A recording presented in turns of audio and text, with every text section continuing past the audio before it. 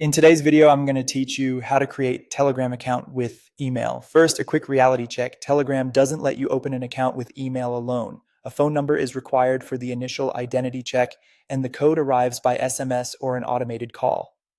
Your email comes in later, mainly for two-step verification and recovery once the account is created. With that in mind, here's how to get set up the right way.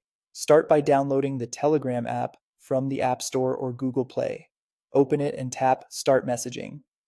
Choose your country, enter your phone number, and wait for the verification code.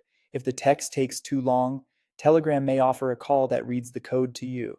Type in the code, confirm your name, and you can optionally choose a public username that others can search for without seeing your phone number. Next, connect your email for extra security. Go to Settings, then Privacy and Security, and open two-step verification. Create a password you'll remember, and add an email address for password recovery. This email doesn't replace your phone number, but it protects the account if you change devices or lose access to your SIM. Consider storing the password in a trusted password manager and keep the recovery email active. If you prefer not to use your personal SIM, you can register with a virtual number instead.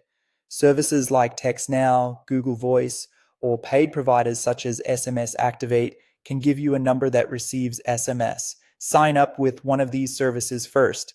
Make sure the number is active and can get texts or calls, then return to Telegram and use that number for the code. Complete the same profile setup, and again, enable two-step verification and link your recovery email.